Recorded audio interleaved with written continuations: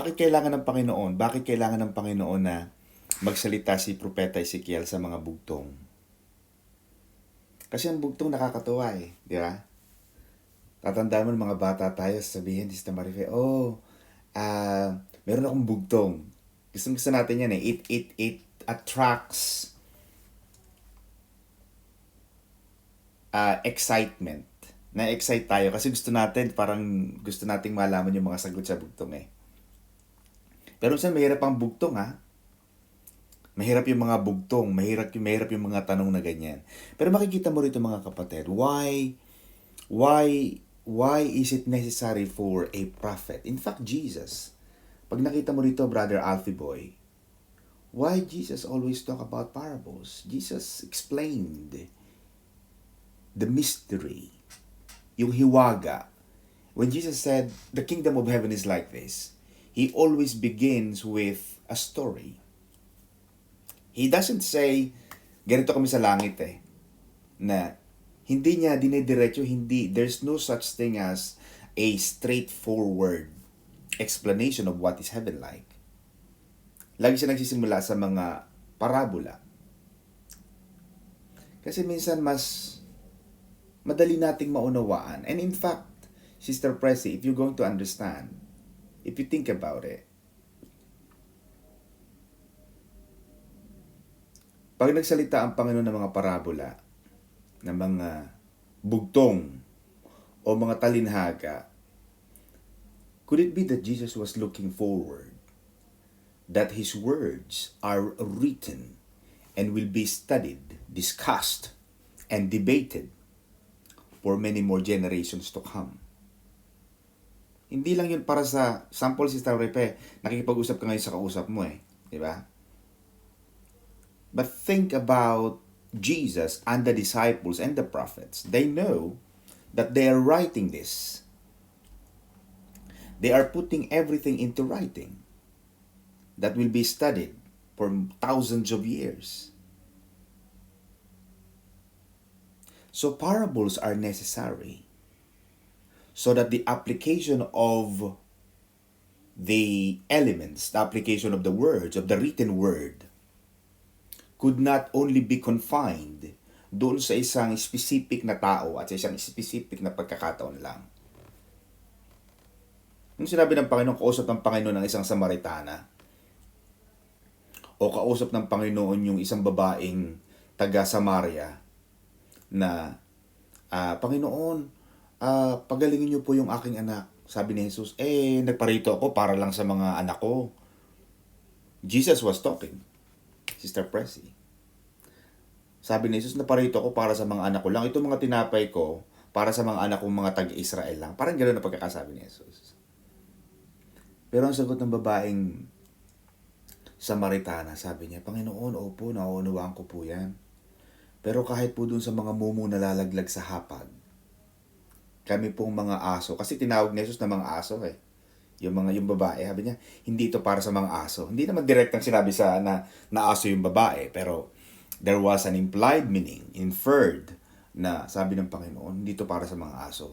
Alam mo sabi ng babae, Sister Pressy? Sabi ng babae, opo Panginoon, pero kahit po mga aso, kinakain po nila yung mga mumu na lalaglag sa lamesa, sa hapag. Nakita ni Jesus yung pananampalataya ng babae. So those are like, kaya mapapansin mo ngayon kapag meron tayong mga Bible facilitation, nagagamit natin yung ganung mga pangyayari, mga pagkakataon, ginagamit natin itong pagkakataon na to, itong babaeng to, nagkaroon siya ng pananampalataya. And in this particular context of Ezekiel chapter 17, Yahweh was telling Ezekiel, Son of man, pose a riddle and speak a parable. Basahin natin sa Tagalog para mas makatotohanan tayo mga kapatid. Kasi ang maganda mga kapatid, kapag tayo ay nagbabasa ng Bible, talagang dapat meron kang nababasa sa Tagalog. Kasi kung puro English lang ang binabasa natin, tapos hindi naman natin talaga naiintindihan lahat. And it's important for a teacher, for a pastor, for a preacher, na magkaroon kayo ng iba't ibang context. Hindi lang isang verse lang ang binabasa o hindi lang isang book.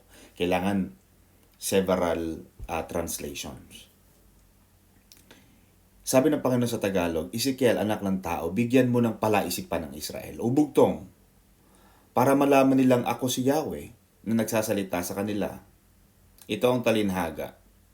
Isang agila ang dumating sa Lebanon, mahaba ang pakpak nito, at malagong malago ang balahibong iba't ibang kulay. Dumapo ito sa isang punong cedar.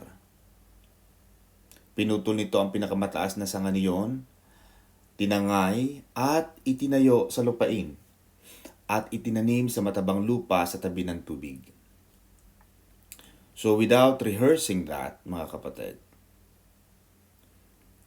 nagpapasalita ang Panginoon ng bugtong o ng palaisipan o puzzle or riddle ang tinatawag. It is important, mga kapatid, na gumagawa ang Panginoon ng palaisipan o ng bugtong o ng allegory na tinatawag nilang parables upang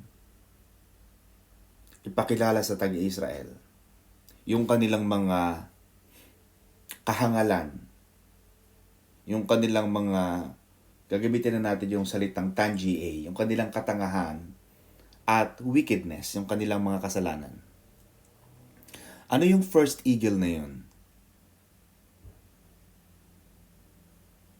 Yung unang agila, a great eagle, came to Lebanon and took the highest branch from a cedar tree.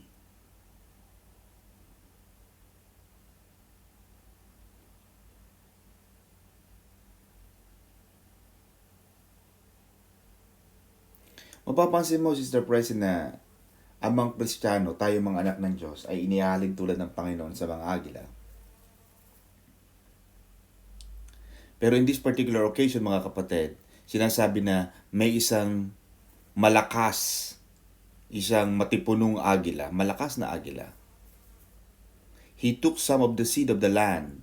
The eagle used some of the seed from the land of the cedar tree, and he planted it in a fertile field, where it became a spreading vine, spreading forth branches. Then there was another eagle.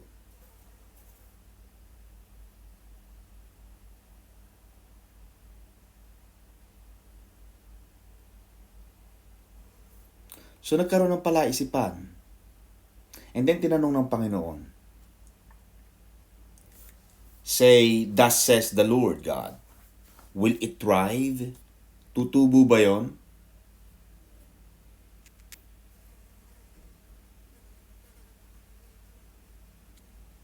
Itanong mo sa mapaghimagsik na bayan ng Israel kung alam nila ang kahulugan ng palaisipang ito.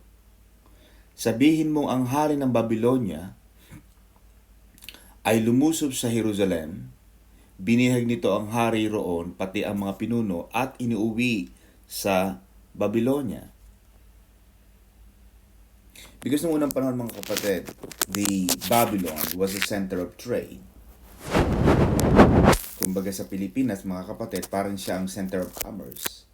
Parang siya ang Manila, parang siya ang Makati. The Tower of Babel, nagkaroon kasi ng unification ng tao eh. The Tower of Babel, when the Tower of Babel was built by Nimrod, alam natin, nag-collapse yun because of the differences of languages. When the Tower of Babel fell, I'm talking about not fell the structure, I'm talking about the plan to build the Tower of Babel. Nung hindi na natuloy yung Tower of Babel, yung Tower of Babel, siya ang naging Babylon. So tinatanong ng Panginoon dito, do you know the meaning of these things? Alam mo ba ang ibig sabihin ng palaisipang ito? The first great eagle, yung unang agila, mga kapatid, it represented the king of Babylon. Lebanon represented Jerusalem. The highest branch of the cedar, yung pinakamataas na bahagi ng punong cedar. Mga kapatid, ay punong natatagpuan sa Lebanon, sa Middle East. Yun daw mga kapatid, the highest branch represented the king of Judah, which the name under the name of Jehoiakim, and princes. The seeds and the vine, yung mga buto at mga sanga, yun ay representation ng anak ng hari na si Sedekaya. Kaya mga kapatid, importante na pag nagbabasa tayo, it's important that we understand the meaning of all the terms. Kasi otherwise, pag hindi natin naunawaan yun mga kapatid, and it's important na nakikinig tayo dito, kasi importante malaman natin ano ibig sabihin nun eh. Ano ibig sabihin ng yung first eagle na yon made a covenant with Zedekiah. Yung first eagle na king of Babylon, nakipag-ugnayan, nagkaroon ng agreement with Zedekiah, anak ng hari, and put him under oath. Pinanumpa sa Sister Presi. Then the first eagle took away the mighty of the land. Not only the king Jehoiakim,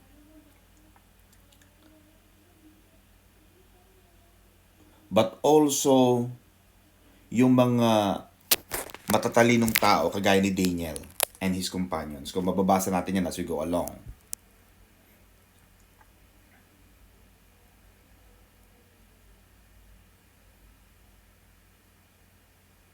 So alam natin mga kapatid, the king of Babylon took them with him to Babylon, which was called the city of merchants. Kaya noon binibihag ng mga hari ng Babylonia ang mga matatalino, mga matipunong mga lalaki ng Israel para lalo nilang mapalakas at mapaganda, mapasagana ang city, ang syudad ng Babylonia. Now, there was a word mga kapatid na mayroong second eagle. Just as the vine stretched out its roots and branches toward the second eagle, may pangalawang agila na tayo, Zedekiah rebelled against him by sending his ambassadors to Egypt, which represented the second eagle. Yung mga ambassador sa Egypt, yun yung mga pangalawang agila. Because why? Zedekiah was hoping that the horses and yung mga tao ng Ehipto ay makakatulong sa kanya. Yun ang ginagawa ni Zedekiah.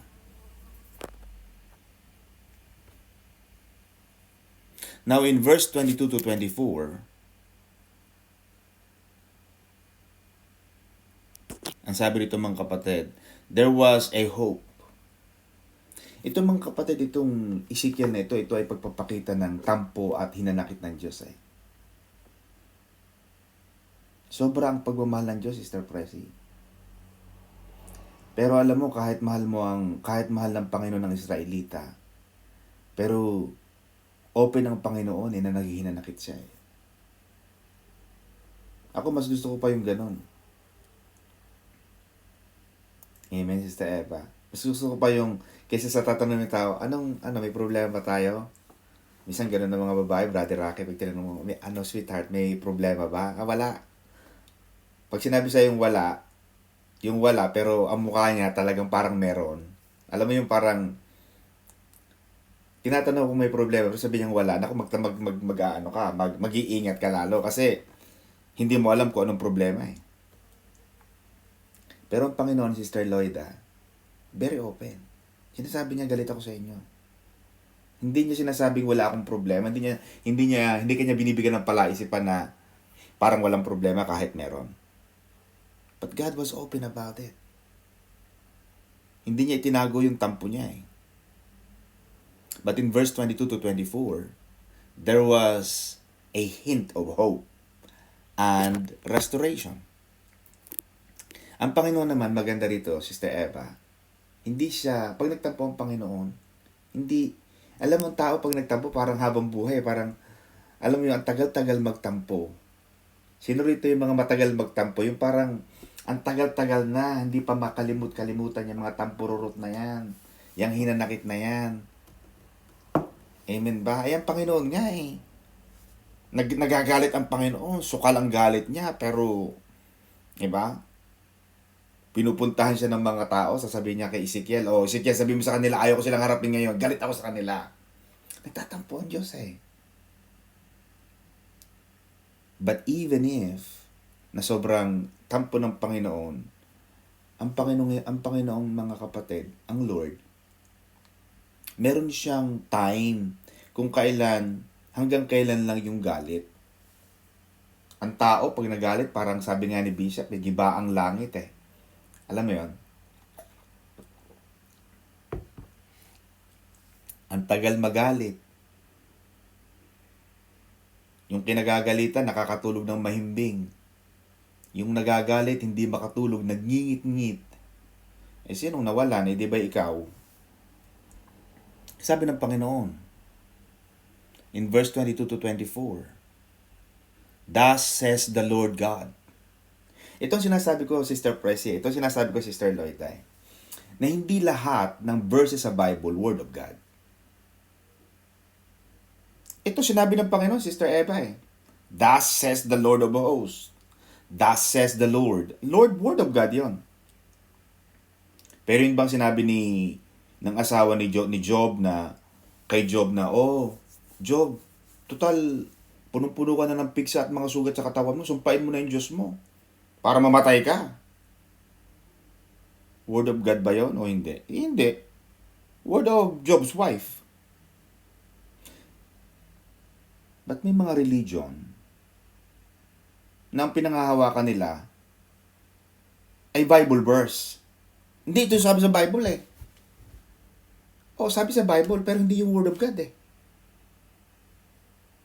Para kang kumuha ng prescription ng doktor, Ate Eva, na para sa'yo, pero ang iinom si Kuya Rocky. Eh, hindi naman para kay Kuya Rocky yung prescription ng doktor eh. Para sa'yo yon. For example, sa Leviticus, ang sabi doon mga kapatid, bawal kumain ng mga lamang dagat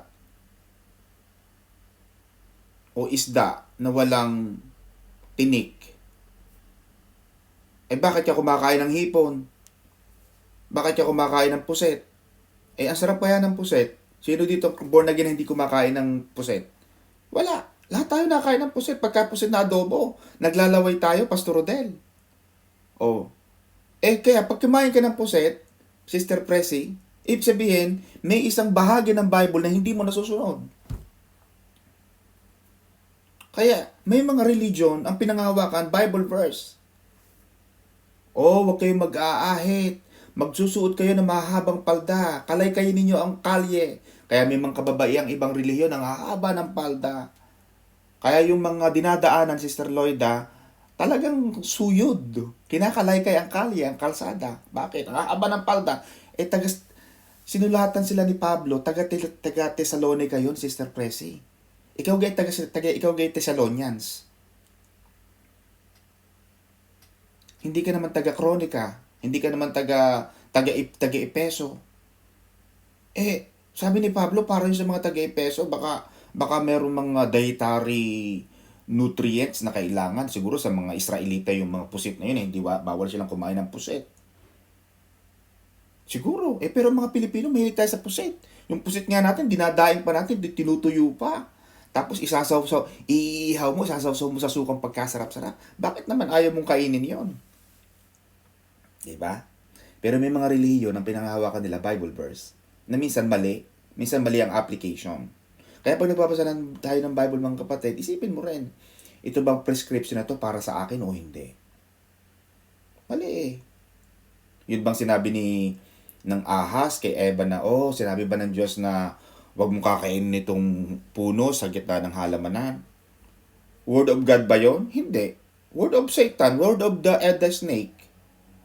Pero pag may nagbasa, salamat po sa pagkabasa ng salita ng Diyos. Eh, hindi salita ng Diyos yung binasa mo, Brother Rocky. Salita ni Satanas. Kaya pag nagbabasa tayo ng Bible mga kapatid, kailangan meron ding logic.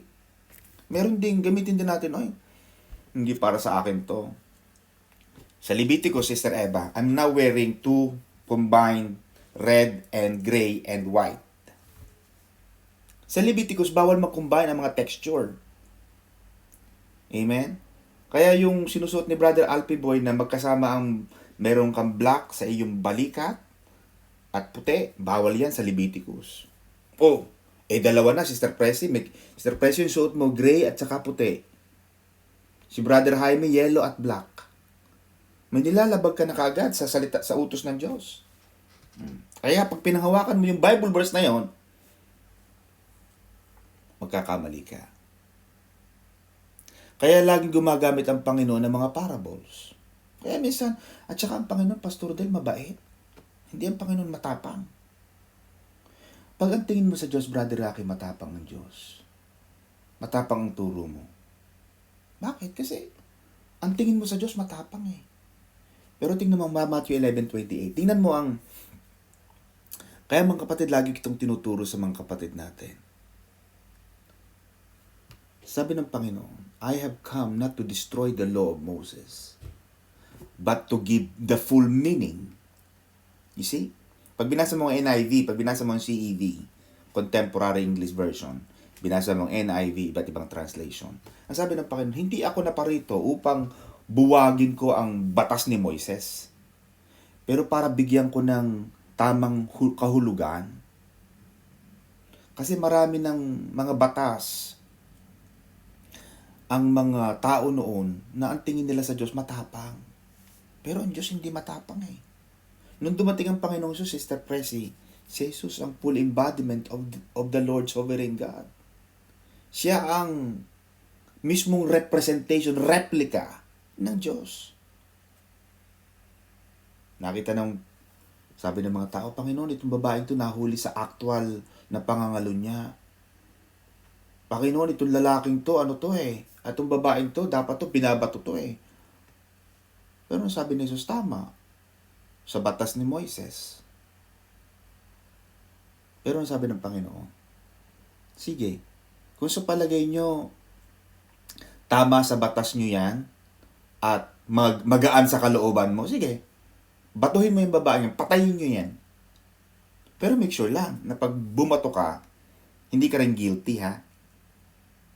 Wala nakabato eh. Bakit? Kasi ang turo ni Jesus, Sister Presi, pag-ibig. Anything, any preaching na hindi nagmumula sa pag-ibig ng Diyos, hindi yan galing sa Diyos.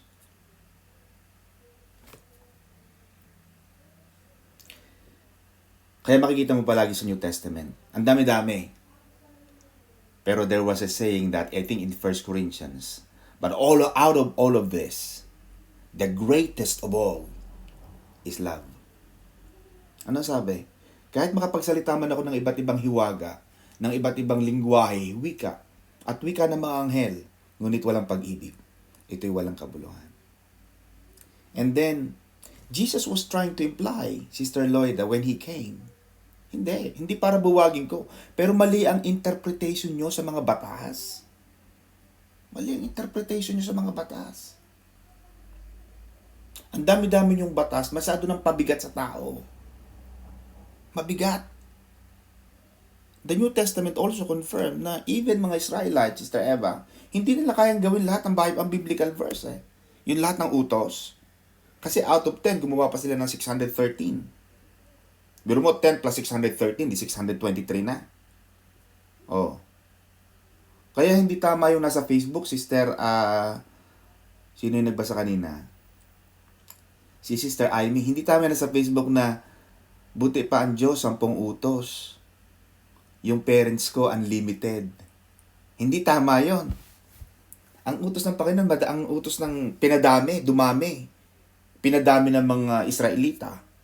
Kaya walang makasunod. Walang makasunod. Pero nung dumating ang Panginoon, Sister Presi, kaya naisulat niya yung Matthew 11:28. Sabi ng Panginoon, hali kayo. Kayong mga nabibigat ang lubha. Kasi mabigat na yung batas eh. Mabigat yung batas. Batas ito eh. Pero mo, wag kang gagawa to, wag gagawa to. Lahat batas eh. Pero ang sabi ng Panginoon, Sister Press, hali kayo mga nabibigat ang lupa. Kasi mabigat na nga yung batas. Hali kayo, come unto me. For my burden is light. Magaan lang ang aking mga panuntunan. And my yoke is easy. Maunaway ng Diyos eh. Mapagmahal ang Diyos. Sobrang mahal ng Diyos ang tao. Kaya, sabi ng Panginoon, bibigyan ko yun ng kapahingahan. Pero may ibang mga relihiyon, sobrang tapang, na parang wala nang magawang tama. Pero ang Panginoon nga eh. Marami siya nakitang mali eh. Yung babae, nahuli na death, dapat death sentence siya eh. Oh, pero ang sabi ng Panginoon sa babae, nasaan na yung mga tao? Panginoon, malis na po sila. O sige ha, hindi na rin kita papatayin. Pinatay ba ng Diyos, Sister Eva? Kung talagang pinapairal ng Panginoon ng batas, papatayin ng Diyos yun eh. Kasi batas yun eh. Pero hindi. Sabi ng Panginoon, hindi.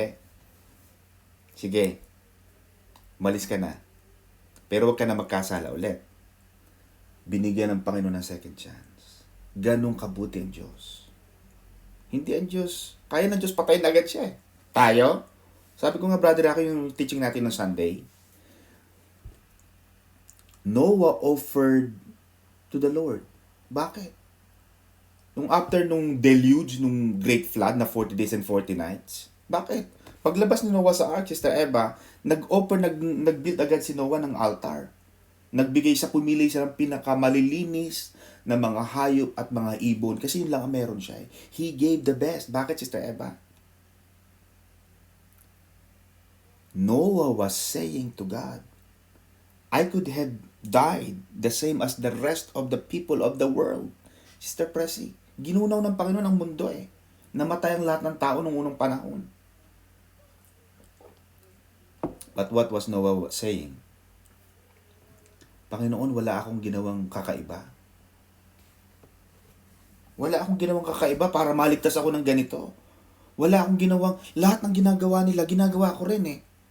Oo, sa paningin ng Diyos, matuwid ako, pero nakalagay din sa Bible, Brother Rocky eh. Lahat ng matuwid sa mata ng tao ay isang maruming basahan sa paningin ng Diyos. Book of Isaiah.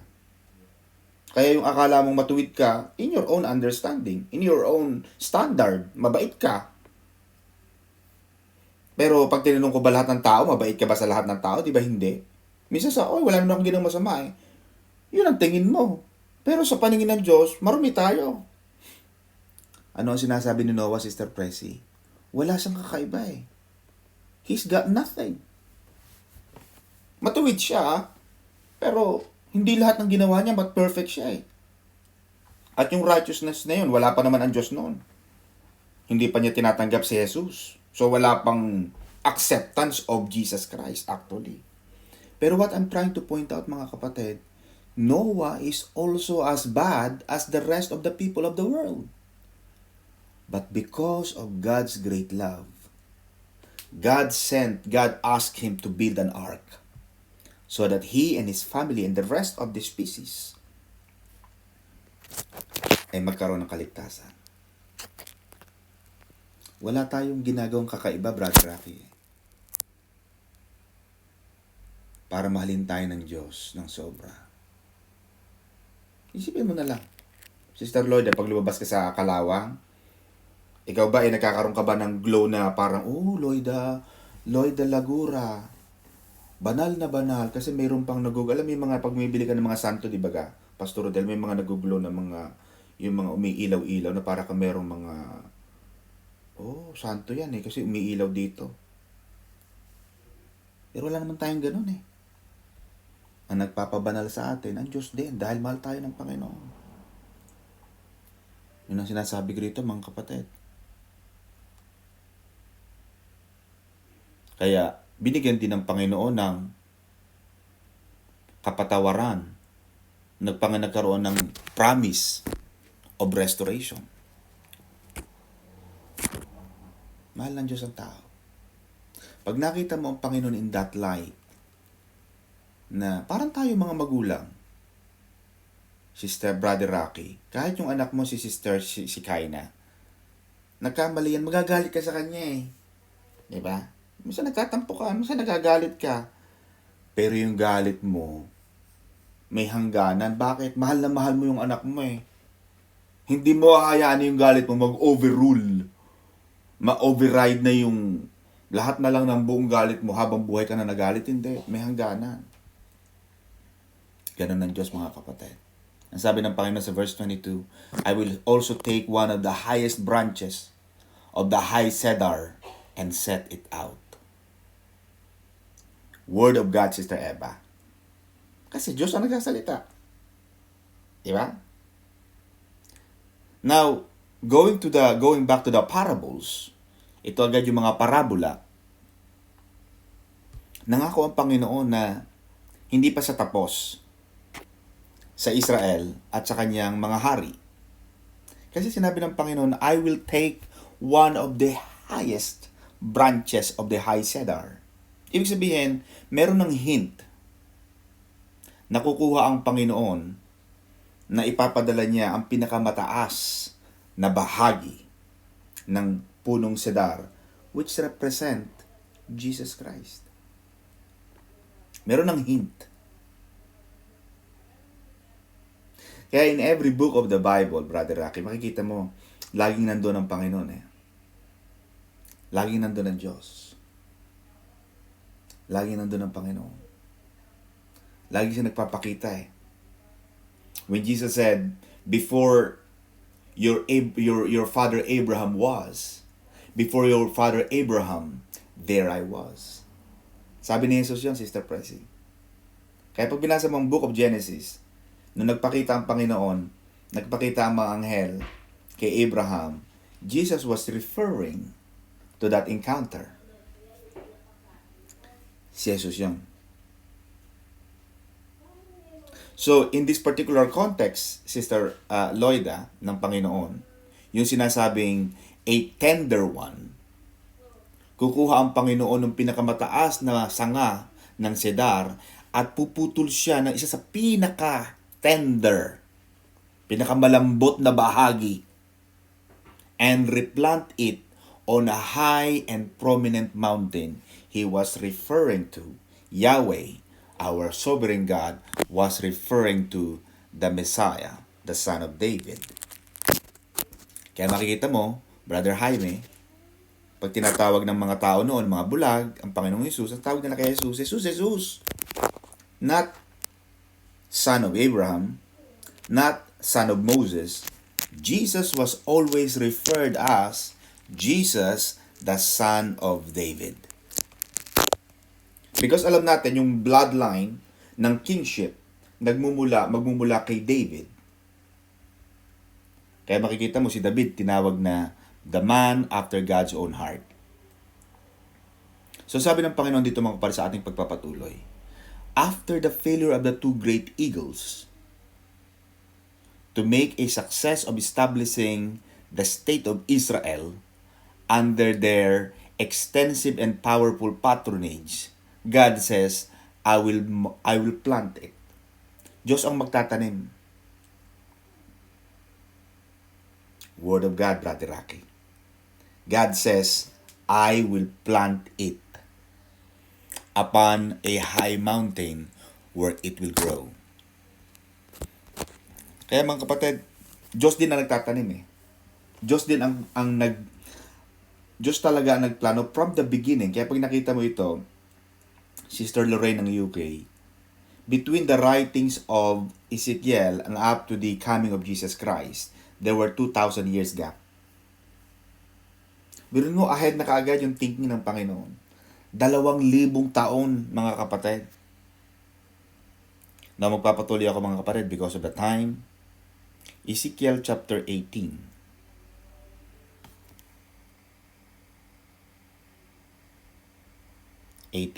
Now, sinabi sa akin ni Yahweh, ano bang ibig sabihin ninyong sabihin sa kasabihan, mga magulang ang kumain ng ubas na maasim, ngunit mga anak ang nangingilo ang mga ngipin. Kasi nung unang panahon pala, Sister Presi, meron din silang kasabihan, ano? Di ba? Parang tayo mga, sino man lumakad ng matuli, ng matinik ay malalim. Di ba? Mga tipong ganyan, kasabihan, mga salawi kain. Sister Myrna, hi, ng UK. Anong ibig sabihin nun? Yun daw mga magulang ang kumain ng ubas na maasim, pero ang nangingilo, ang ngipin ay ang mga anak. Sabi ng Panginoon dito, Sister Presi, ako ang buhay na Diyos. Sabi pa ni Yahweh. Sister Eva, Word of God. Kasi, si Lord talaga nagsasalita. Hindi ninyo magagamit ngayon ang kasabihang ito. Now, siguro sa ibang pagkakataon, Pastor Rodel, pwedeng gamitin. But in this particular context, hindi pwede. Sabi ng Panginoon ito, sagot ito kay Pastor Kiboloy. Sabi ni Pastor Kiboloy, Sister Presi, akin ang buhay nyo. Ito ang sagot ni Yahweh. Ezekiel chapter 18 verse 4, Pastor Kiboloy. Akin ang buhay ng lahat ng tao. Hindi sa'yo. Sabi ng Panginoon sa kanya may mga ibang reliyon, pinanghahawakan ibang verse. Saan yun? Matalang ito, Ezekiel chapter 18 verse 4. Akin, sabi ni Yahweh, akin ang buhay ng lahat ng tao, maging sa ama o sa anak. Walang natira kay Pastor Kibuloy. Wala. Wala ka man nakita rito na Pastor Kibuloy ito Kaya pag nakikinig tayo ng salita ng Diyos, ng salita mga kapatid, ng iba't ibang mga preacher, tingnan din natin ano ang doctrine ng dala nila. Ayan, may natatawan taga-UK. Sabi rito Sister Lorraine akin ang buhay ng lahat ng tao. Diyos ang nagsasalita nito, hindi si Ezekiel Maging sa ama o sa anak. At hindi lang buhay, Sister Presi, pati kaluluwa, sabi ng Diyos, kanya din. Walang itinira kay Kibuloy, wala. At ang kaluluwang magkasala ay mamamatay. Nasaan doon si Kibuloy? Wala. Walang natira sa kanya. Sabi daw, dadaan daw tayo sa kanya. Bago daw tayo makapunta sa Diyos, dadaan tayo sa kanya. Saan yun? Nagdagdag siya ng Bible verse. Ang sabi ng Revelation, Sister Myrna, susumpain ang taong nagdagdag o magbawas sa mga salitang nakasulat dito. Sa kanya, hindi lang niya dinagdagan. Iniba niya ang interpretation, inilagay niya ang sarili niya. Parang ibang relihiyon, nagdalagay na sila ang sugo sa gitnang silangan o sa silangan kung saan man yun. Alam mo, sabi ko nga mga kapatid, sobra ang pagpaparusa ng mga tao ng Diyos sa mga taong nagliligaw sa mga tupa niya. Kasi sabi Sister President pa, kaya mga sa mga pastor, mga teacher, mga preacher, malaki ang tungkulin ng mga nagtuturo. Kasi Sister President, tingnan mo yung logicality nito. The 99, Jesus left the 99 for the benefit of that one lost sheep. Iniwanan ng Panginoon yung 99 sheep. Yung 99 na mga tupa, iniwanan ng Panginoon yun sa kapakanan na nag-iisang tupang nawawala. Isa lang tupang nawala Hinahanap ng Diyos yun. Ibinalik niya yun. Ano ang sabi, Sister Presi? At pag nakabalik yung tupa na yun, Sister Eva, libu-libong mga anghel sa langit ang nagkakatuwa. Yung pa kayang libu-libo at milyon-milyon mga taong inligaw mo? Di somprang sumpa ng Panginoon yan. Dadaan sa'yo? Bakit? May toll gate? May babayaran? Wala naman nakasulat na ganun Ang sabi ng Panginoon ayan maliwanag pa sa sikat ng araw. Akin ang buhay ng lahat ng tao. Wala naman nakalagay in close in parenthesis Kibuloy or kung sino man. Kaya mga kapatid, pag nakikinig kayo ng salita ng Diyos, kayo rin magsaliksik. Magbasa din kayo. Baka din ang sinasabi ko, mali. Tingnan nyo rin. Okay lang yan. Alam mo, Brother Rocky, ang katotohanan, open yan for scrutiny. Kung talagang totoo ang sinasabi mo, huwag kang magalit, tatanungin ka. Malalaman mo namang guilty ang tao Aimee, kinain mo gan chocolate na are? Hindi grabe ka Pero pag ang sagot ng tao, pabalang o parang guilty na kaagad, malalaman mo namang guilty ang tao Pero nagsasabi ng totoo, open ka for scrutiny. open ka na matanong. May totoo pala sinasabi mo, edi wala kang dapat ikatakot.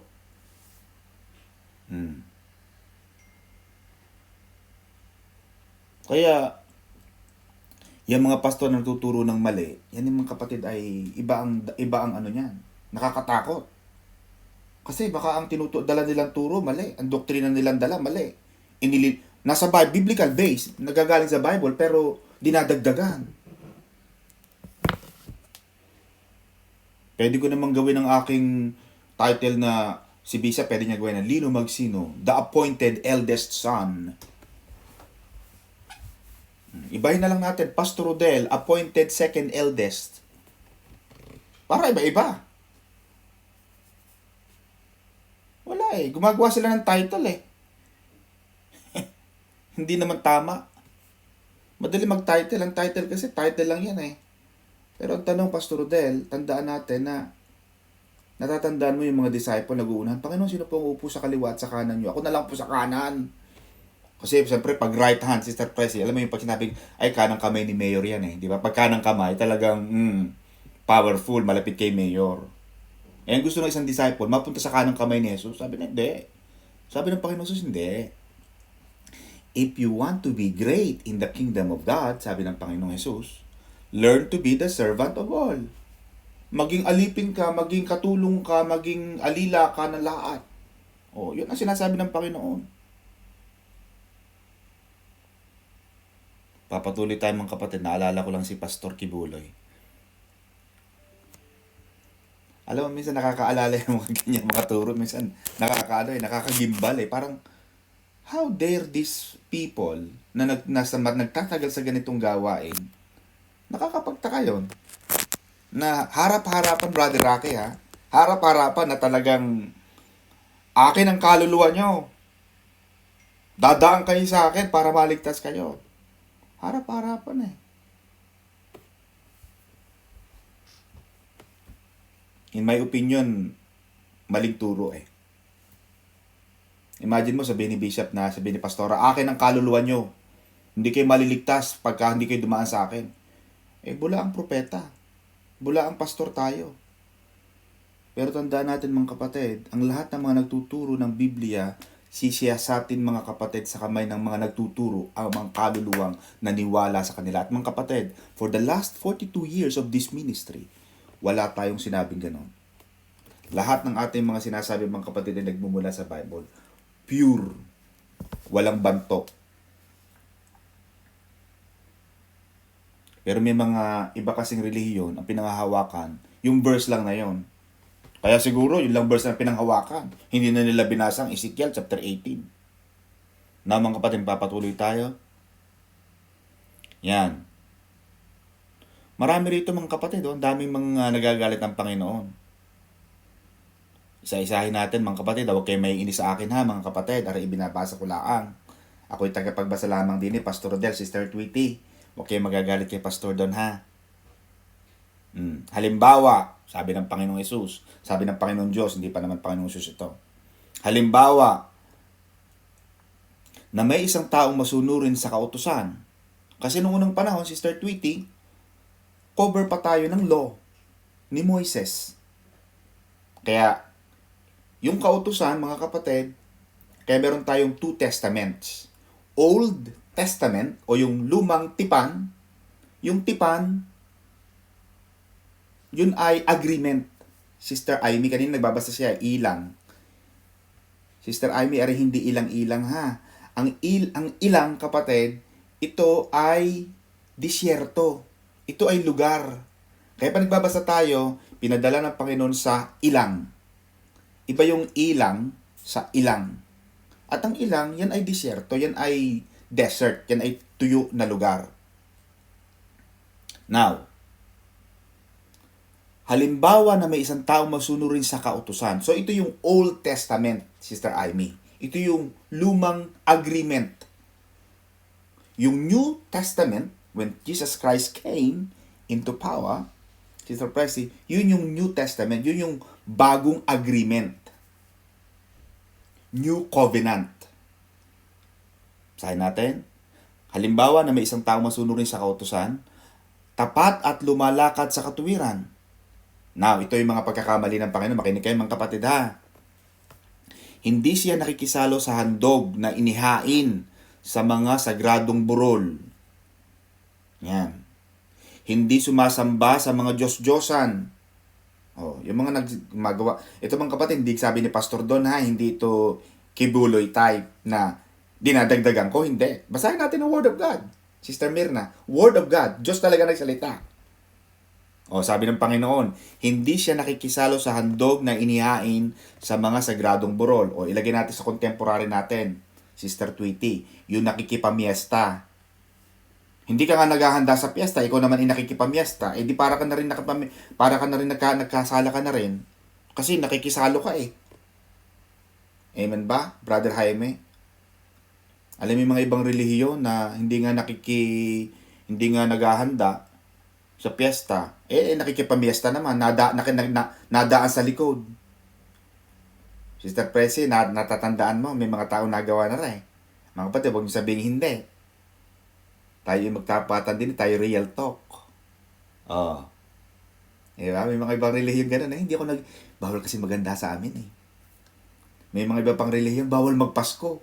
Kasama naman sa exchange gift. Ba't kasama ka sa munito-munita? Di sana huwag ka nila makisali sa munito. Wala ka palang Christmas gift eh. Tapos, hindi nagse-celebrate ng Christmas, Sister Price. Tapos, attorney, nasaan ang pamasko mo sa akin? Ala ko ba, ano ka? Bakit humingi ka ng pamasko? Bawal lang sa amin, pero pwede mo naman akong bigyan ng exchange ng gift. Kunwari pa tayo, ayaw natin, pero gustong-gusto naman pala talaga natin. Pero sinasabi ng Panginoon dito, hindi nakikisalo. Hindi nangangalunya ang sumisiping sa babaeng kasalukuyang nireregla. Kasi noong unang panahon, pag nireregla, bawal umupo. Ang katang inupaan nila, pangit at masama at nakakadiri. Yung mga nireregla, sample, may inupuan ka, Sister Mirna, so, mga kapatid, ito'y sabi ng Diyos ha, hindi ako. Sister Presi, nagbabasa lang po ako ha. Pag ang nirereglang babae umupo sa tapat na yun, Pastor Del, noong unang panahon, bawal kang umupo doon kasi madumi yun. Diba? Ngayon ba, ini-apply ba natin yun? Diba? Hindi na. Imagine mo na lang lahat na nag-jeep. Yung may mga regla, bawal umupo. Sumabit na lang kayo sa jeep. Malaglag kayo dyan. Kasi sinasabi sa Bible, bawal umupo ang mga may regla. Di lahat na lang. Ano yun, meron kang scanner, titingnan mo kung yung sasakay may regla o wala. Kasi siyempre, baka ng iba sabihin wala, kahit meron. Pero sinasabi ng Diyos, Sister Lloyd Hindi siya nandadaya sa kapwa o nagnanakaw. Ibinabalik niya agad sa may-ari ang sanla ng nangungutang sa kanya. Yan. Sample, Sister Lloyd, may nagsanla sa'yo ng alahas. O Lloyd, hublian mo na lang ng 500. Ang sabi ng Panginoon, ibabalik mo agad sa may-ari ang sanla. Ikaw ang magbabalik. At saka kayo mga nanghihiram, pag nanghihiram kayo, matuto kayo magbalik. Hindi yung pag nanghiram, kayo pa ang hahabulin ng hiniraman ninyo. May mga nanghihiram sa panako, hindi mo na malaman kung sino ngayon ang nanghiram eh. Sa dami ng nawawalang Tupperware, ang dami-dami kong Tupperware dito, bakit nawala na? Yung mga kasirola ko, mga kawali, hindi mo na malaman kung nasaan. Kasi yung mga nanghihiram, hindi marunong magsauli. Mga kapatid, hindi ganyan ang born again. Amen ba mga kapatid? Ang isang Kristiyano, Sister Amy, pag nanghiram, abay magbabalik. Amen ba, Sister Vilma ng Jordan? At ako, ito sinasabi ko lagi sa ating mga kapatid. Ito mga kapatid ay kinalakihan ko sa ating pastora, kay pastora at kay bishop. Mga kapatid, okay lang ba magpatuloy pa ako o baka iniinit na kayo sa akin? Okay lang ba mga kapatid? Paki-thumbs up naman dyan mga kapatid, please. Gusto ko lang makita nagta-thumbs up kayo. Baka tulog na kayo dyan mga taga Maynila. Yung mga hindi nagta-thumbs up, nakabalakol na kayo ng kumot, Habang kami din na Ate Ebay, nakaupo din ni Kuya Rocky, kayo nakabalakol na dyan. Yan. Thank you.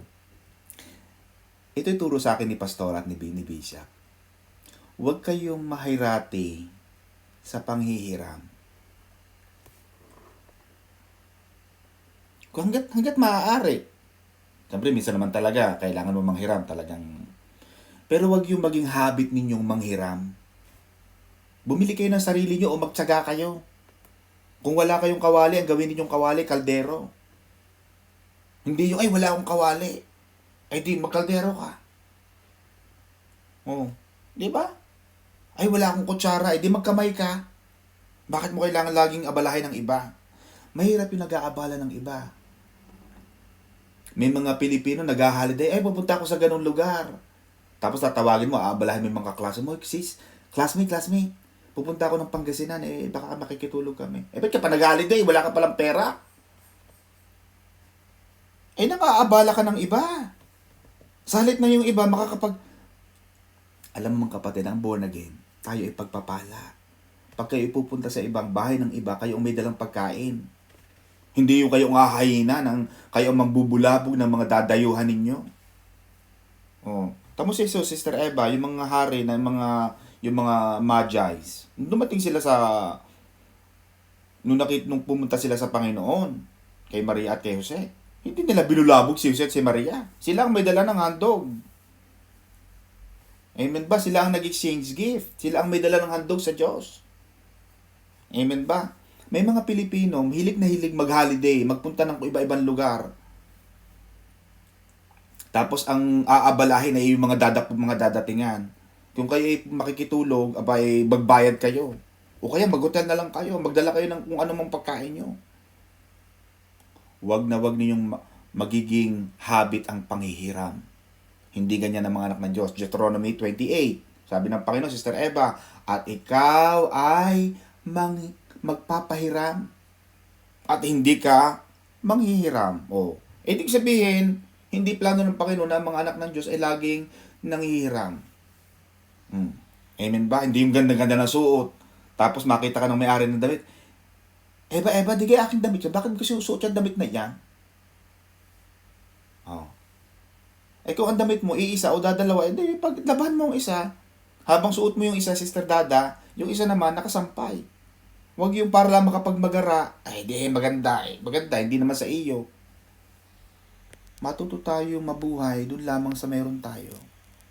Huwag yung para lang makita ng ibang maganda, kahit na, ano ka namang, tayo gay celebrity. Baka niya kailangan lagi magandang suot. Amen. Pasensya na kayo sa mga taga-UK at mga taga-Italy, mga kapatid, ako'y nakakabatangas. At ang mga audience po natin din, Sister Birna ay taga Manila. At ang marami po sa taga Manila ay taga Batangas. Para lang kung magkaroon kami ng, alam mo minsan pa nag-explain ka, minsan kasi dapat nauunawaan nila, pag ang audience ay mga taga Kapampangan, mga taga Kabalen, dapat ang salita mo, Pastor Rodel, ay Kabalen. Kaya si Pastor Rodel, pastor natin yan sa Pampanga, and ay siguro marunong na magkabalen. Na ano pa mga kapatid ang sabi ng Panginoon din yung panghihiram, wag na kayong manghihiram palagi. Yan. Ibinabalik niya agad sa may-ari ang sanla. Kung may nagsanla sa'yo, Sister Dada, ibalik agad sa may-ari. At kayo namang nagsanla, magbayad naman kayo. Amen. Marunong siyang tumulong sa nangangailangan. Yung mga tumutulong, nangangailangan, kailangan natin gawin yan mga kapatid. At ang sabi pa rito, Sister Presi, hindi siya nagpapatubo sa pagpapahiram ng pera. Hindi na to applicable sa atin ngayon, Brother Rocky. Imagine mo na lang, pautangin mo si ganito, tapos hindi pala wala palang tubo. Pansay-say nung pinaano sa iyo, nung pinautang sa iyo, di walang kinita. Amen ba? Ito mga kapatid, applicable ito sa mga taga-Israel lang. Sample, kapatid ka, Israelita pautangin mo. Nung unang panahon sa Sister Presi, bawal magpatubo kasi naman wala pa naman mga inti-interest. Amen ba? Pero ngayon naman, ay bigyan mo naman ng tubo yung nagpautang sa'yo, babayaran mo ng 10 taon. Sister Dada, yung inutang mo kay Sister Rosita, for example, nangutang ka ng 1,000, 1980, babayaran mo 2020, 40 years ago. Ano naman kapatid ang kinita sa iyo? Di ba ka naman yung 1,000 pesos nung unang panahon, ngayon ang halaga na lang ng 1,000, 100 pesos na lang. Talo naman yung nagpautang sa iyo. So, makikita niyo mga kapatid, yung application of the Bible, minsan, iaakma mo rin sa ating panahon. Ito bang sinasabi ng Diyos para ba ito sa iyo o sa mga taga-Israelita? Para sa mga taga-Israelita ito At ang sabi ng Panginoon dito, Sister Dada, siya ay makatarungan, may justice. Ibig sabihin, pag may nakarinig kang mga kapitbahay mo na nagsasabing ganito siya, yung kapitbahay na ganito, ay ganito din siya. Magkaroon ka ng katarungan. Ibig sabihin, huwag ka agad maniniwala porque sinabi lang ng kapitbahay mo ganito yung isang kapitbahay mo. Wag. Magkaroon ka ng katarungan. Tama ba yung sinasabi ng kapitbahay ni kapitbahay A against kapitbahay B? Tama ba o hindi? Kasi Sister Presi, alam mo ba? Sabi ni kapitbahay A, ganito ka. Lagi mo tatanungin muna, isang bagay, Sister Presi. Sino ang nagsasalita? Pangalawa, ano ang intention ng nagsasalita sa'yo? Baka naman ang intention niya, pag-awayin lang kayo. Di ba? Kailangan may katarungan. Sample, na-late ang iyong asawa, na-late ang iyong partner, na-late ang uwi ang iyong anak. Pero agad ang mga tao, siguro may pinuntahan ka, siguro galing ka na naman daon. Mali yun. Wala kang katarungan. Hindi mo binibigyan ng taong makapagpaliwanag. Pagpaliwanagin mo muna saan ka ba galing, anak ko. Mami kasi po, bakit binatay mo agad ang phone mo? Mami kasi po, naku, sasampalin mo ka agad, sasabunutan mo ka agad. Hindi. Tingnan mo muna, paliwanag. Baka naman meron kang dapat marinig. Bakit ba hindi nakasagot? Either naglobat. Baka naglobat. Baka naman kasi minsan may iniisip tayo minsan Sister Birna na mali. Bagamat minsan tama din, may mga ganun din, pero hindi palaging tama. Tingnan mo muna, ganun ang katarungan. Pag nagbabasa ka ng balita, tingnan mo palagi ano ang source. Sino ang source? Pag nagbasa ka ng, ito mga kapatid, akin to personal ko to hindi to paninira. Ito ay personal ko. At alam niyo naman, I'm a lawyer, so I cannot be partisan. Pag nagbasa ka ng Rappler, kahapon nagbabasa ko ng Rappler. Rappler News. Alam ko, Sister Mina, ang Rappler, yung editor ng Rappler against the government. Preempt yun Kumbaga, alam na natin yun. Manood ka ng ABS-CBN. Alam natin against the government. Wala kang maririnig dyan, mga kapatid. Wala kang marinig dyan na, ganito ang, makikita mo sa kanilang mga write-ups na ang tinutumbok nila, mali ang government. Kung ako nagbabasa na hindi ako nakakaunawa, magkakaroon ako ng maling hinala. Bakit? Mali ang binabasa ko, source authoritative. Kung mali ang binabasa ko, o mali ang pagkakabasa ko, pero tingnan mo rin ng ibang balita. Magpunta ka sa GMA7, magpunta ka ng ANC, magpunta ng iba't ibang balita, Manila Bulletin, Manila Standard, magbasa ka pa ng iba. Tingnan mo ang same news. Tingnan mo ang iba't ibang write-ups, compare mo sila. And then from there, makakakuha ka ng gitna. Ganun ang katarungan. Huwag ka agad, nakita mo lang sa Facebook, totoo na kaagad. Wala kang katarungan. Binibigyan mo ng injustice yung mga taong hindi naman pala dapat magkaroon ng ganung pula, pero dahil sa nabasa mo, agad, mali siya. Ganun ang katarungan, kapatid. Laging tingnan mo muna. Baka mamaya mali ang iyong pagkakabasa, pagkakarinig. Tama ba ito narinig ko? Mapapatatandaan mo, Sister Eva, nung si Pablo ay nagpunta ng Greek. Ang mga Grego, thinkers yan Diba? Aristotle, Plato. Sabi ng mga Greek, dumating si Pablo. Pablo is a preacher of God at that time na, after ng Damascus incident. Sabi ng mga Grego, okay, Pablo, ikaw ay may dalang turo. Hindi pa namin naririnig yan. Pero handa kami makinig. Para tingnan namin kung tama ba o mali. Ganon ang matatalinong tao. Pinapakinggan mo muna. Pakinggan mo muna. Baka naman nga may sense. Kasi minsan ang tao, ang bilis mag-judge. Sister Dada, ganito yan. Kasi ganito yan Nakita mo lang malaki ang tiyan, akala mo agad, buntis. Galing lang sa kainan, bloated. Amen ba, Sister Dada? Sister Resi. May mga taong ganun Ito mo payat adik. Pag payat, adik. Pagka mataba, buntis. Pagka may hikaw, may tato, adik. Bakit? Si Gary Valenciano minsan nakikita ko merong hikaw. Adik ba siya? Hindi. Born again Christian. Kasi kailangan lang siguro sa acting. Kailangan sa trabaho Ano ba? 'Di ba? Ganon. Pero wag tayo maging judgmental. Bakit lahat ba ng walang hikaw, hindi adik? Lahat ba ng walang tato, hindi adik? Eh di ba marami namang walang tato, adik? Tingnan mo yung 120,000 na mga, yung milyon-milyon na sumurrender sa mga government na mga adik. Hindi naman, some of them walang tato, walang hikaw, pero adik. Magkaroon kayo ng katarungan. Maganda sa tao yun. Pagka nagkaroon kayo ng ganung judgment, hindi ako ganun maniniwala dito kay kapitbahay A, kasi baka sinisiraan nila si kapitbahay B. Tingnan mo muna, hintayin mo muna yung sasabihin ni kapitbahay B. Then pag nandyan na, kapitbahay A, kapitbahay B, dalawa na, ikaw na Sister Presi ngayon ang humusga. Nasa sayo ang pagpapasya. Sino ang tama at sino ang mali. Mararamdaman mo naman yan eh. Ipaparamdam sa'yo ng Diyos yan. So yun ang sinasabi ng Panginoon na katarungan. Mga kapatid, konti na lang. 3 oras na lang tayo dito mga kapatid. Ano pa? Sinusunod niya ang aking utos at mga tuntunin. Ang ganitong tao ay matuwid at mabubuhay siya. You see, mga kapatid, Sister Presi, Sister Mirna, laws are created by God for us to succeed. I will repeat. Laws, yung mga batas, ay ginawa ng Diyos para magtagumpay ang tao. Yun ang hindi nauunawaan ng mga tao. Bakit may batas? Ang higpit-higpit naman dito. Eh kung walang batas, eh hindi tayo magtatagumpay. Tingnan mo ang Pilipinas, Pastor Rodel. Ang Pilipinas, umuwi ako noon, Brother Rocky, sa Pilipinas, no? Siguro mga few years ago. Sa UK kasi, sa mga first world countries na napuntahan ko, meron silang pedestrian lane, yung guhit-guhit.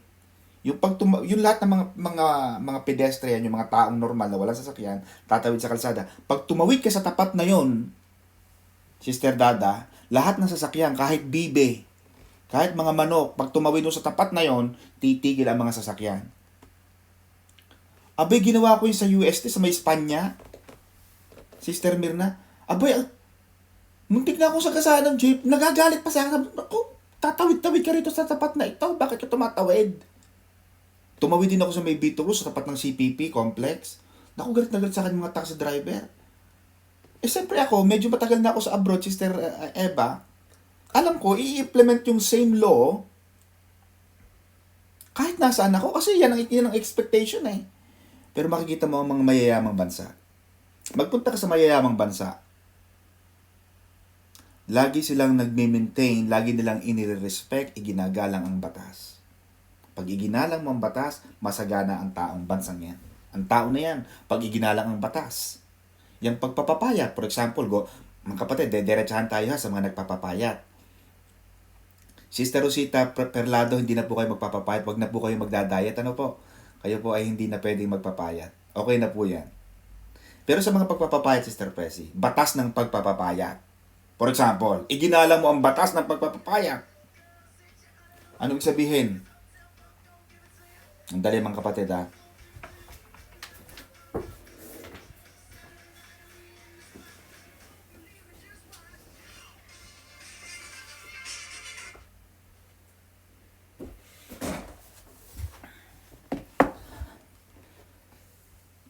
Mga kapatid, sandali lang po dahil oras po ng trabaho ng UK. Alam niyo naman. Sample, Sister Amy Joy, batas ng pagpapapayat.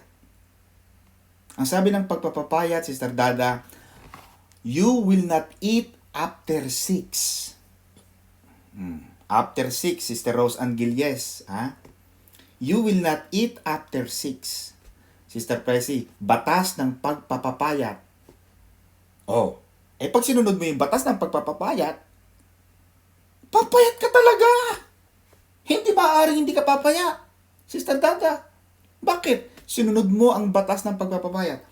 Kaya ako mga kapatid, papakita ko sa inyo ang aking technique. Meron akong sinusunod na app, Sister Amy Joy, for the last 1.5 year, meron akong app na sinusunod. Meron akong app. Di ko alam kung nakikita nyo. For now, nag-fasting ako since ngayon Brother Rocky, nakaka 17 hours and 37 minutes na akong fasting. Batas ng pagpapapayat. Sinusunod ko yung batas na yun eh. Therefore, tagumpay ako.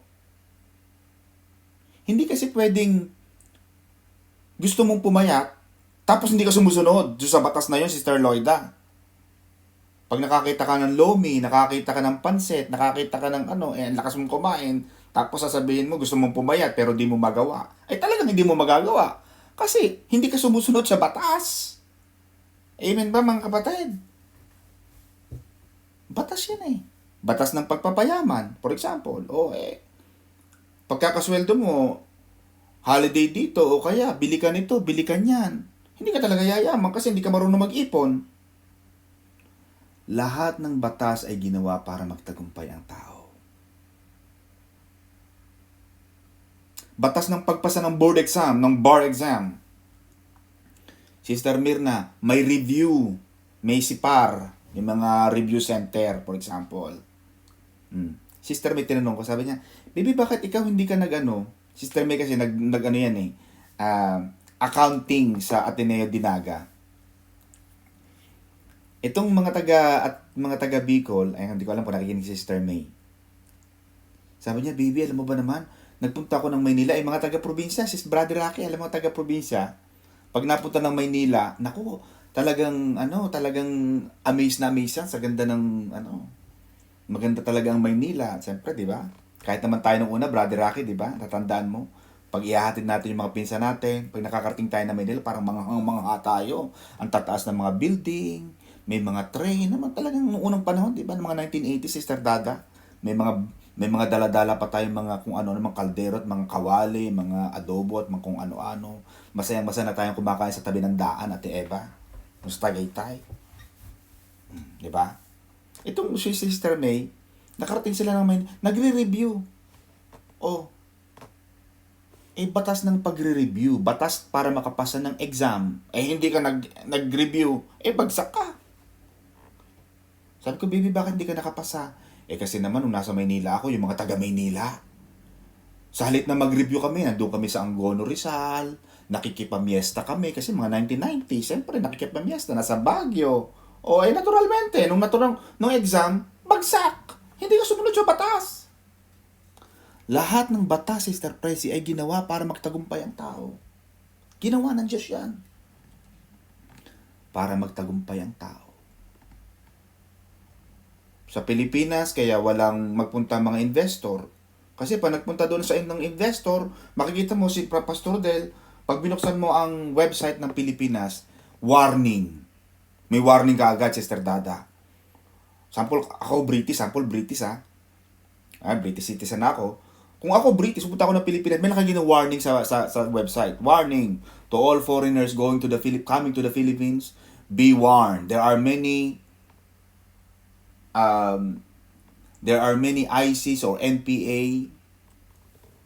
There are many kidnappings in the Philippines. Do not go to this place. Do not go to this place. Do not go to that place. Bakit? Maraming kidnapping. Sino namang mga investor ang pupunta sa atin, Sister Presi? Kung makikita ko, kidnapan ng kidnapan. Kasi ito nga naman Magpunta ka ng Sulu, magpunta ka ng Mindanao. Pag nakita ng mga taong puti ka, kahit na mahirap kang puti, pag puti ka, akala nila mayaman ka palagi. Kaya yung mga taga-United Kingdom, ng mga mag-iingat kayo mga kapatid. Pag ang mga partner ninyo ay mga puti, mag-iingat-ingat kayo, talagang pagwardyahan nyo. Mag-arkila na kayo ng mga bodyguard. Kasi walang batas sa Pilipinas. Nakakatakot. Kayo mga nag-a-abroad, Pastor Rodel, dapat, sample, galing ka ng London, wag ka na Sister Mirna. Pag uuwi ka ng London, wag mo nang susuotin yung, galing ka na nga ng London, tapos yung hat mo, England flag. Yung damit mo, may flag ng England. Yung likod mo, I'm from England. Tapos yung mukha mo pa, kutis makopa pa. Siyempre, pag galing ka ng UK, di ba? Pagdating mo ng Pilipinas, Pastor Rodel, yung mga pisngi na mga galing UK, parang namumula-mula, parang makopa. Sino pang anong gagawin ng mga kidnapper? Di ba kakidnapin ka? Kaya kung ako sa mga inyong mga kapatid, yung mga galing London o Italy, yung mga galing Europe, galing ibang bansa, mga kapatid, ang suotin nyo, tanduay na t-shirt. Magtanduay t-shirt kayo. Huwag kayo magsusuot ng mga made in London ha, mga kapatid.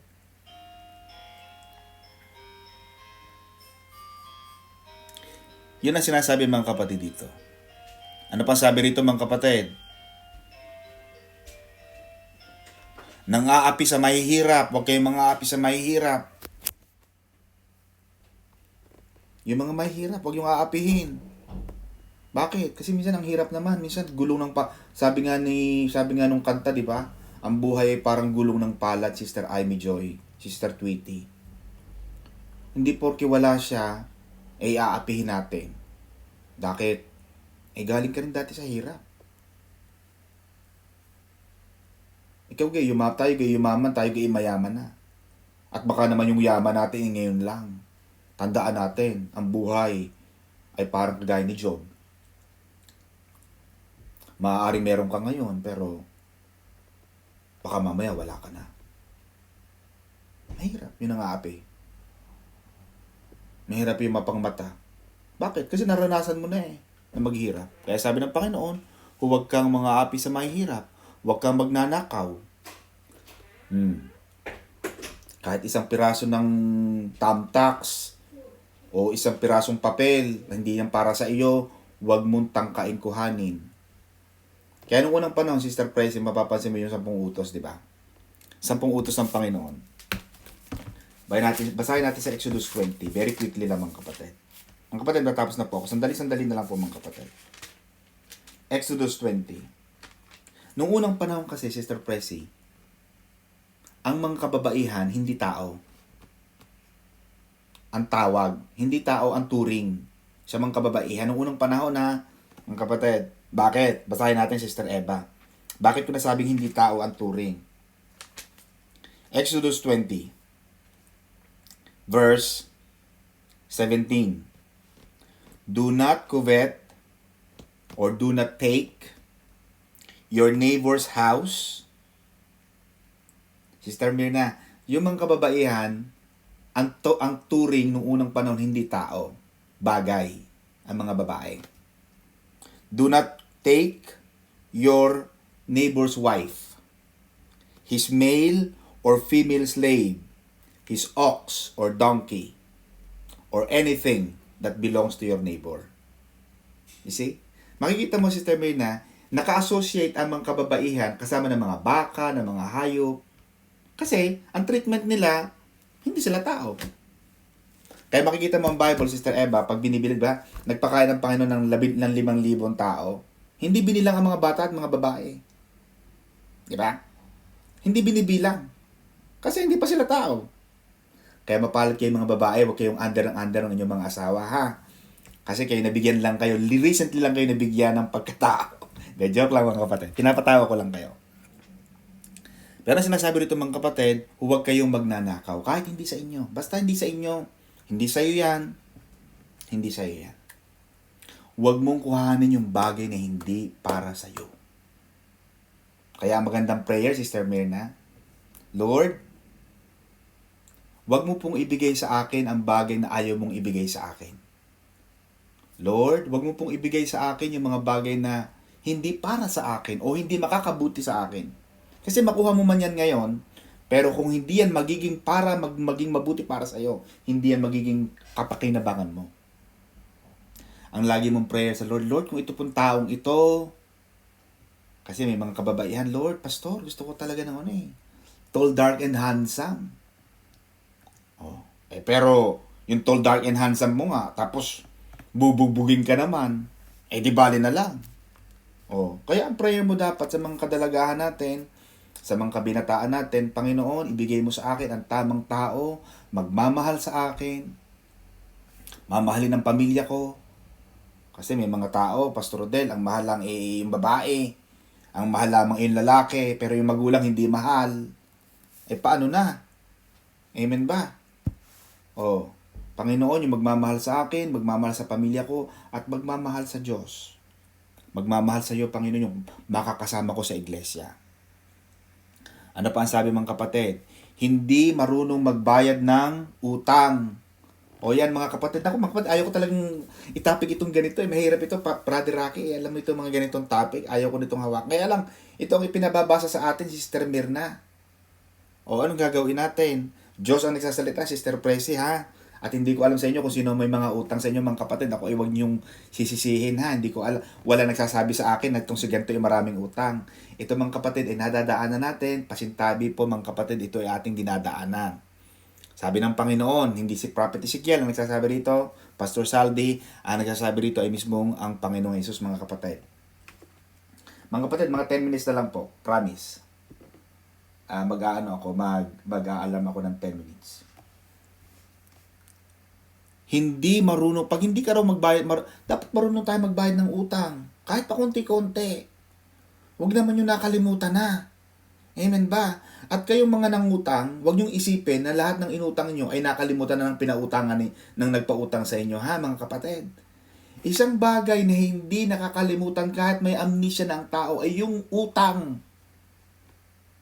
Ito mo si Mami Rosita, nakangiti. Mami Rosita, tama po baga? Ay hindi nakakalimot ang nagpautang. Ay nako! Kahit ang tagal-tagal na yan.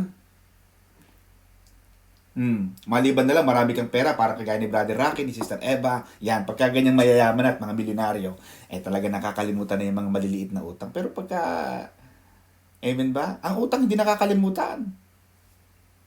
Lalo na yung utang na loob. Nako, ang utang na loob, hindi rin nakakalimutan yan, mga kapatid. Kaya pag ako nag-holiday o pupunta ako ng ibang lugar, ayaw ko na nang aabala. Magbabayad ako.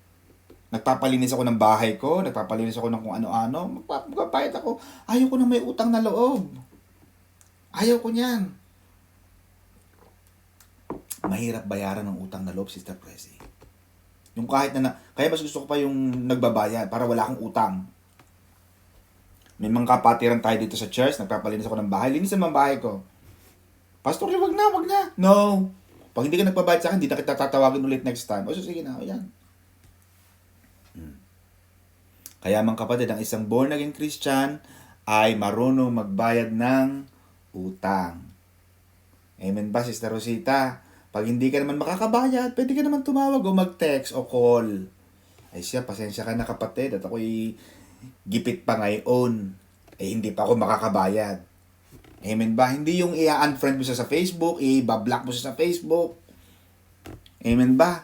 Ay nung tayo nangungutang para tayong asong napaka maamo. Amen ba? Ay nung ba't yun nung sinisigil na parang matapang na tayo. Alam mo naman wala pang trabaho, alam mo naman COVID. Ikaw naman, napakasama naman ng ugali mo. Para ka namang hindi nakakaintindi Abay, tayo ang utang, Sister Presi. Tayo naman ang aamu-amu ng kaunti. Tayo hihingi ng diskargo sa ating mga pinagkautangan. Pasensya na kapatid Alam mo naman COVID talagang ko'y wala At saka magkaroon kayo ng pagnanais na magbayad, yung kahit pa kaunti-kaunti. Yung kahit pa kaunti-kaunti. Hindi naman yung talagang wala nang, alam mo, kahit sa mga lender, yung mga financer, mga banks, mga lending, mas gusto nila nagbabayad ka ng kahit pa konti-konti. Kaysa talagang matagal na wala. Kahit na 100, 200 pesos o 500 pesos, abay, sa loob ng 40 taon siguro, Sister Press, siguro bayad mo na yun. Di bayad ka na sa utang. Hindi yung pag I love you with the love of the Lord, naiwas sa'yo ang pinag-utangan mo dahil, o naiwas ka sa pinag-inutangan mo dahil ayaw mo siya makakamayan. I love you with... Ay nandoon sa bandang kanan ang yung inutangan mo, ay dito ka sa kaliwa. Amen baga mga kapatid. Ito mga kapatid, alam nyo, kaya mga kapatid, ang ating pagbabasa ng Bible ay mahalaga. Bakit? Diyos mismo, Sister Mila, nagtuturo Mismo Diyos ang nagsasabi, hindi naman ang propeta, hindi naman pastor. Diyos ang nagsasabi, magbayad ka ng utang. At ang ipanalangin mo, Sister Dada, kung ikaw ay may utang, sino man sa atin na may utang dito, ang ipanalangin mo, Lord, pagpalain mo po ako para makabayad ako ng utang. Hindi yung todo Jollibee ka, todo bili ka ng mga bagong damit, bagong gadget, tapos ang ang inutangan mo, nakalaking-laki ang mata. Bakit ito nakakabili ng mga gadget? Bakit ito nakakapag-Jollibee? Hindi pa nga ito nakakabayad ng utang. Bago ka naman mag-post, tingnan mo muna kung may utang ka. Baka naman tayo tinatawanan ng langgam. Amen ba mga kapatid? At saka huwag ka ng post na magaganda. Baka mamaya nga, naiinis sa yung mga utang. Bakit nakakabili ka ng gano'n? Bakit nakakapag-holiday ka? Kung wala kang pera. Oh. Meron tayong kapatiran, sabi niya, Pastor, ito po sulat sa akin ng nagpautang. Ano yan? Sabi ng nagpautang sa kanya, Brother Rocky. Alam kong makakabayad ka. Nakita ko sa Facebook ang post mo. Oh, Sister Pressy, nakikita eh. Kaya nakakatakot nga ng Facebook. Kaya kung ako sa may utang, deactivate ang Facebook nyo. Para hindi na kayo makita ng mga mangungutang, mga na pinag-utangan ninyo na kayo ay naglalamierda. O, wala kayong problema. Naman kapatid, tapusin na lang natin itong verse 18 para tapos na tayo. Verse 19, maaaring itanong mo kung bakit hindi dapat pagdusahan ng anak ang kasalanan ng ama. Sapagkat matuwid ang mga gawa ng anak. Sumunod siyang mabuti sa aking mga tuntunin, kaya dapat siyang mabuhay. Kasi noong unang panahon, Sister Eva, kung ano ang kasalanan ng magulang, mapapansin mo noon, di ba?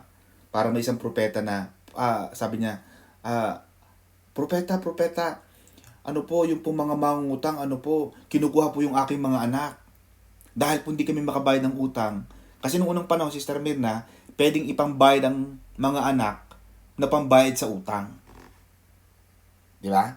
Alam natin yon, di ba? Pero sa part na ito, Sister Eva, sabi ng Panginoon, hindi pwede. Ang nagkasala ang dapat mamatay.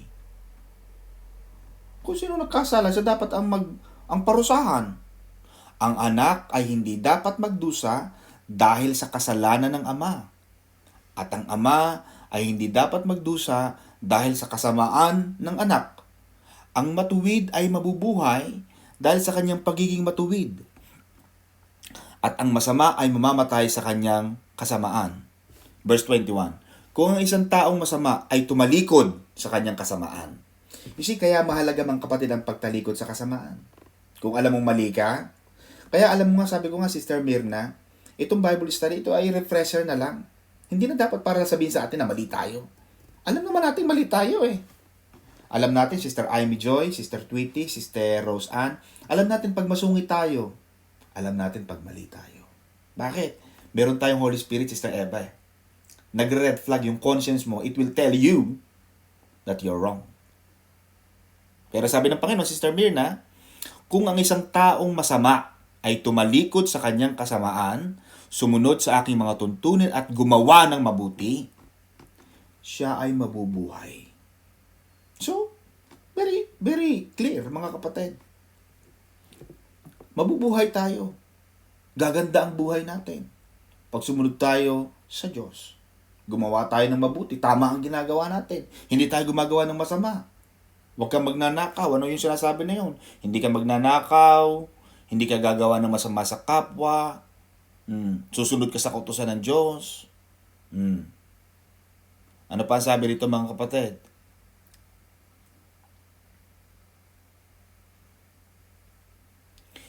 Hindi ko ikinasisiya ang kamatayan ng masama. You see? Kaya makikita mo, Sister Press, ano sabi ng Panginoon sa Bible? Malibang paikliin ng Diyos ang mga sandali, baka maaaring yung mga elect, yung mga ligtas na, ay hindi mamaligtas. Baka mapunta pa sa impyerno. Ayaw ng Diyos na yung masama ay mamatay. Minsan, Sister Press, pinapahaba ng Diyos ang mga time, ang panahon, upang bigyan ng puwang, upang bigyan ng daan ang mga masama na magsisi. Kaya pag mali ka na, magsisi na tayo sa Lord. Humingi na tayo ng tawad. Sabi ng Panginoon, sabi ni Yahweh, again, Sister Eva, Word of God. Sabi pa ni Yahweh, ang ibig ko nga, siya ay magsisi at magbagong buhay. Yan. Yan ang gusto ng Panginoon, magbagong buhay. Hindi yung pagbagong taon lang natin kinakanta yun, Sister Amy. It's time to change. Doon lang natin kinakanta yung pagbagong taon, it's time to change. But Brother Alfie Boy, the time to change is now. Hinihintay ng Panginoon yon. Verse 25 mga kapatid, marahil ay sasabihin ninyong hindi tama itong ginagawa ko, sabi ni Yahweh, sabi ng Diyos. Makinig kayo, sabi ni Yahweh, mga Israelita, matuwid ang aking tuntunin at pamantayan ninyo ang baluktot. Kayo ang mali, hindi ako, sabi ng Diyos. Amen ba mga kapatid? Verse 31, lumayo kayo sa inyong kasamaan at magbagong buhay sapagkat di kayo dapat mamatay. Sabi ng Panginoon. Sister Loida, sabi ng Diyos, hindi dapat mamatay ang tao. Pero dahil tayo rin ang gumagawa ng masama, Sister Mirna, yung iba, sample ha, mga kapatid, promise, 3 minutes na lang. 3:17 sa akin, 3:20. May ibang kain ng kain. Pastor naman, di na nga ako kumakain. Ba't ako nataba? Abay, hindi naman po pwedeng hindi ka nakain tapos nataba ka. May something is wrong. Pastor Rodel. Di ba ga? Kasi, Sister Min, natatandaan natin, you are what you eat. Your habit is what you become. Your habit. Tingnan mo yung habit mo. Hindi ka nga kumakain ng kanin, kain ka naman ng kain ng chocolate.